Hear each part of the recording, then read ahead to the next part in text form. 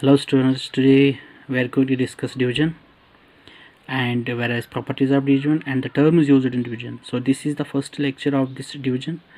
After that we will try to solve some questions also. So first of all, let us see what is division. Division is the process of finding out how many times one number is contained in another number. तो क्या है division कि हम इसमें देखते हैं कि जो एक नंबर है इसको दूसरे नंबर कितने हैं, इसमें क्या मतलब है देखते हैं यहाँ पे एग्जाम्पल में। देखो हमारे पास कोई नंबर है, मान लो 5 है, तो इस नंबर में देखना है हम इस 5 को किस तरह से डिवाइड कर सकते हैं और या तकसीम कर सकते हैं दो लोगों में। तो इस तरह हम बना सकते हैं इसको।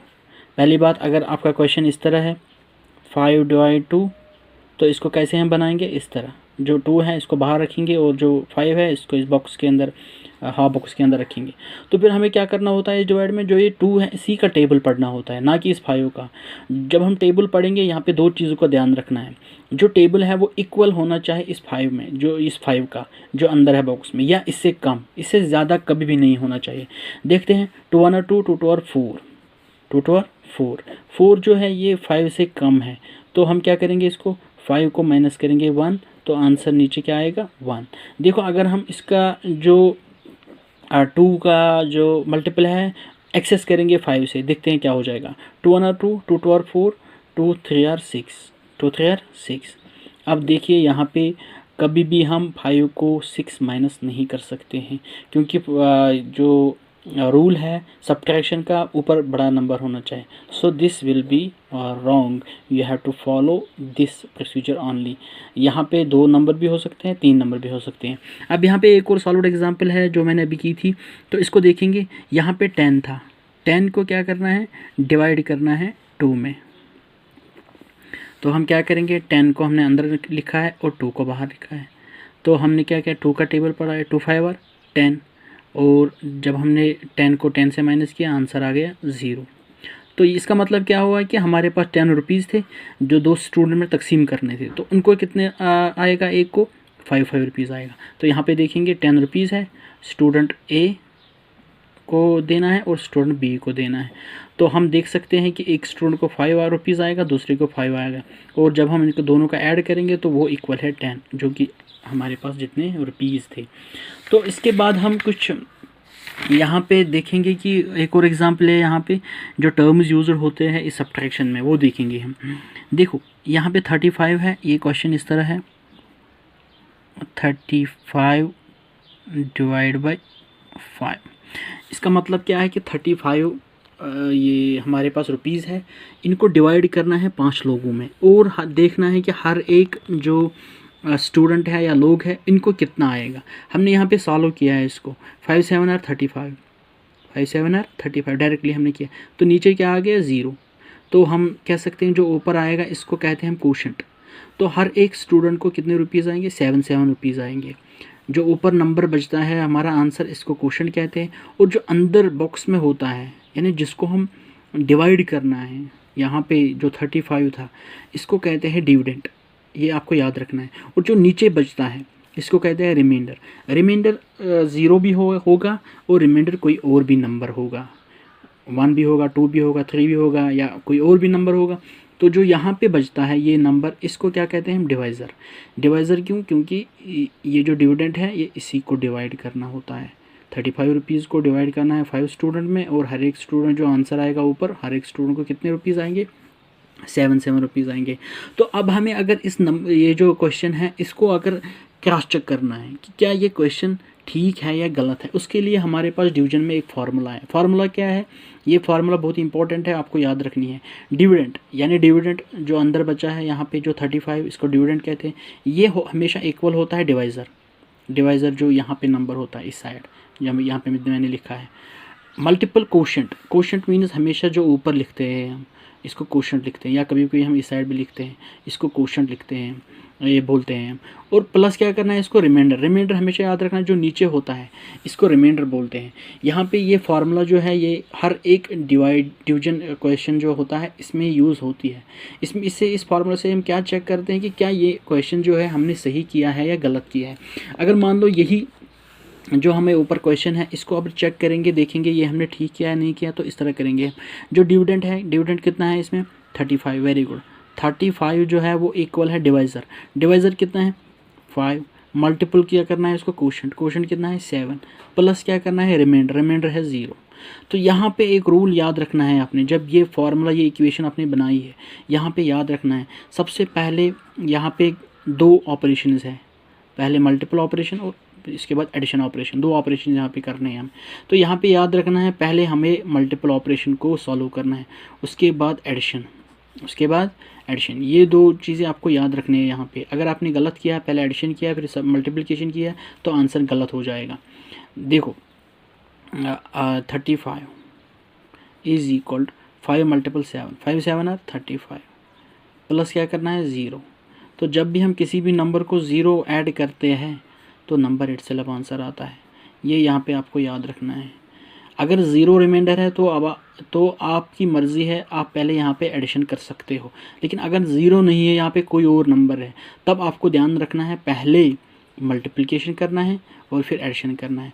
तो देखते हैं यहाँ पे एक और एग्जांपल इसी के रिलेटेड। मान लो यहाँ पे 41 है, 41 को डिवाइड करना है 5 के साथ, तो हम देखेंगे यहाँ पे क्या आंसर आएगा, 41 डिवाइड बाई 5। तो आप फिर से 5 का टेबल पढ़ रहे हैं, 5 1 5। यहाँ पे याद रखना है आपने, जो भी टेबल आप पढ़ोगे वो इस नंबर से कम होना चाहिए। कौन सा नंबर, इस नंबर को क्या कहते हैं, वेरी गुड, इसको कहते हैं डिविडेंड, यानी डिविडेंड जो है इस नंबर से कम होना चाहिए, इस नंबर से बड़ा आप कभी भी नहीं ले सकते, तो क्वेश्चन गलत होगा। अभी मैंने दिखाया है, तो हम क्या करेंगे 5 8 आर 40 डायरेक्ट करेंगे हम, 5 का टेबल इजी है, सबको लर्न है। तो 41 को जब हम -40 करेंगे आंसर आएगा 1। अब देखते हैं इस क्वेश्चन को चेक करेंगे कि क्या हमारा आंसर ठीक है या गलत है। तो यहाँ पे जो फार्मूला है डिविडेंड, यहाँ पे शॉर्ट में लिखूँगा, dividend is equal to divisor into quotient plus remainder, very good. Dividend कितना है यहाँ पे 41, यानी जो 41 है वो इक्वल होना चाहिए इन तीनों को सॉल्व करके। डिविडेंड कितना है यहाँ पे 5, सॉरी डिवाइज़र 5 है, कोशेंट कितना है 8 प्लस रिमाइंडर, यहाँ पे रिमाइंडर क्या है 1। अब हम इसको 2 तरीके से सॉल्व करेंगे जो मैंने अभी बताया, पहले हम मल्टीप्लिकेशन करेंगे सॉल्व, फिर एडिशन करेंगे। देखते हैं 41 इज इक्वल टू 5 8 आर 40, 40 को क्या 1 करना है प्लस, तो 41 इज इक्वल टू जब इन 2 का ऐड करेंगे तो 41 जो इक्वल है, देखो हमारा आंसर सही आ गया है। अब इसी क्वेश्चन को हम पहले ये एडिशन ऑपरेशन करेंगे फिर मल्टीप्लिकेशन ऑपरेशन करेंगे, देखते हैं हमारा आंसर 41 ही आएगा या कुछ और आएगा। अब यहाँ पे फार्मूला लिखने की ज़रूरत नहीं है, मैं डायरेक्टली यहाँ से लिखूँगा ये।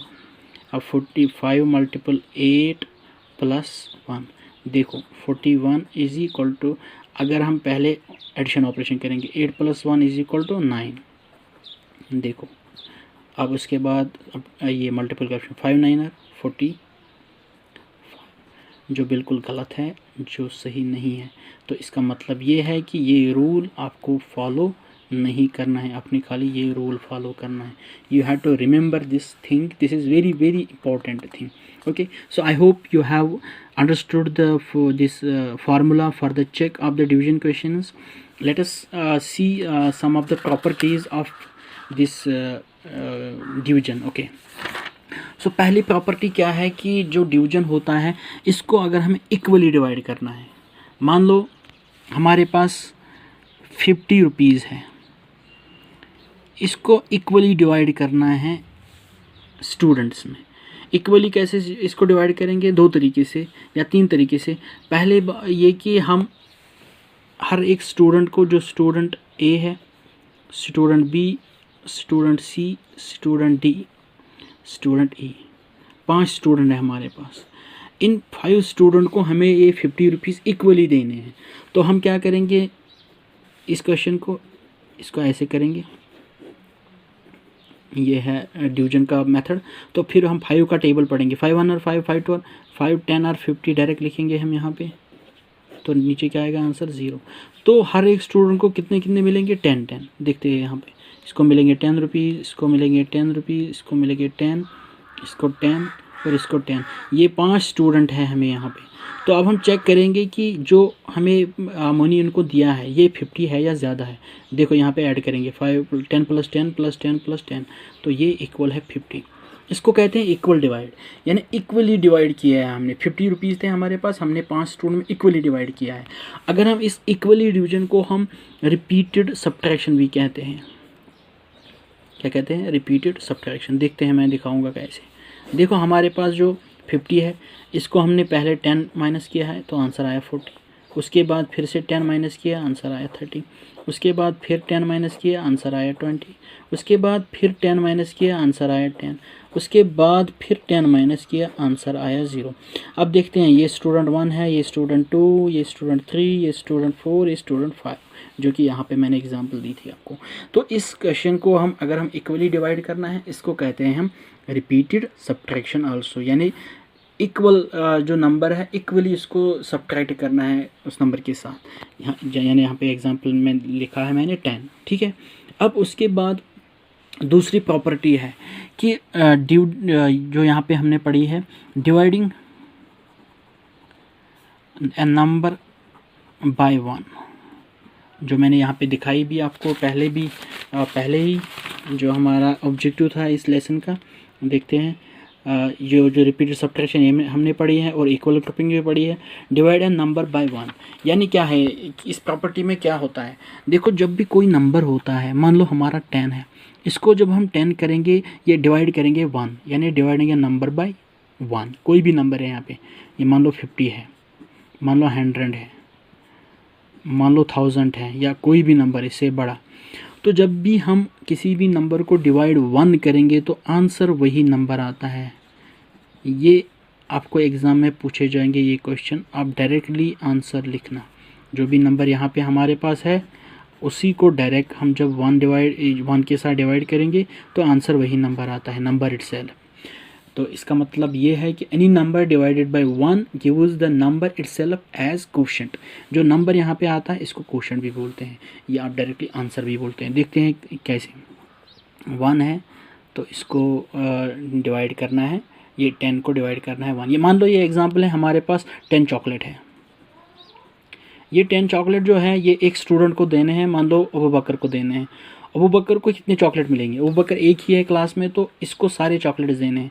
तो how many chocolates Abu Bakar will get? 10 और all 10। Okay, so now will solve it mathematically. तो यहाँ पे 1 को डिवाइड करना है 10 के साथ, यहाँ पे याद रखना है।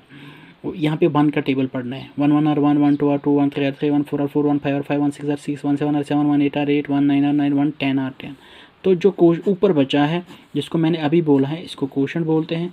तो यही नंबर जो यहाँ पे डिवाइज़र जो नंबर है वही नंबर यहाँ पे भी आएगा, जो हमने यहाँ पे एग्जांपल में देखा है। ठीक है, so I hope you understood this property. Now we have another property, dividing 0 by a number. देखते हैं क्या कहता है इस प्रॉपर्टी में।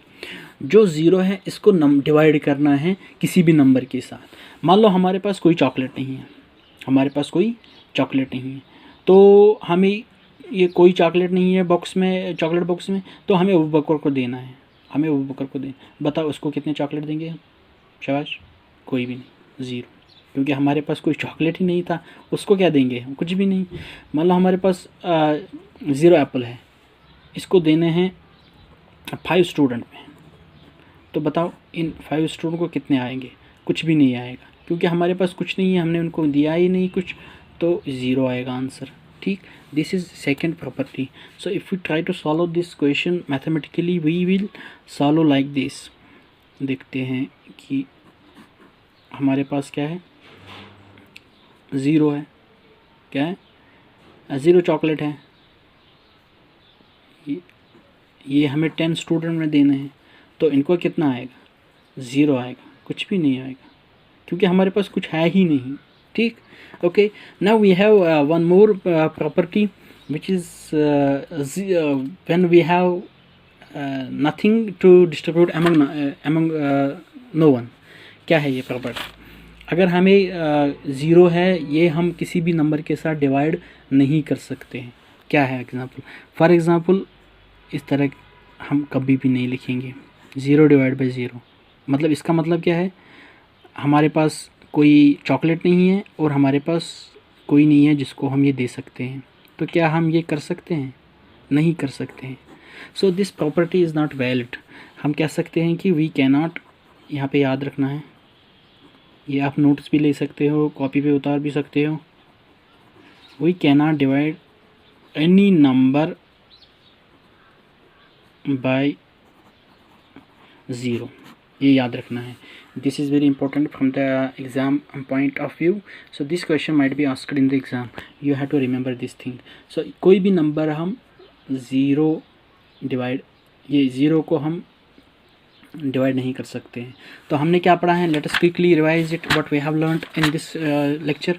सो हमने डिफिनीशन देखी है डिवीजन की, आप ये वीडियो को पॉज करके और नोटिस भी ले सकते हो। उसके बाद हमने कुछ प्रॉपर्टीज़ पढ़ी है डिवीजन की और कुछ टर्म्स जो यूज़ होते हैं डिवीजन में। और इम्पॉर्टेंट बात ये पढ़ी हमने कि जो फार्मूला हमने पढ़ी है यहाँ पे, जो बहुत ही इम्पॉर्टेंट है, जब हम क्वेश्चन को ट्राई चेक करने की कोशिश करेंगे कि क्वेश्चन हमने ठीक किया है या गलत किया है, तो this formula is applied in these questions and we check whether we have done the question right or wrong. So इस लेक्चर में इतना ही। सो नेक्स्ट लेक्चर में हम देखेंगे कि कुछ क्वेश्चन करेंगे हम सॉल्व जो कि बुक में है। तो तब तक के लिए अल्लाह हाफिज़, टेक केयर, बाय बाय।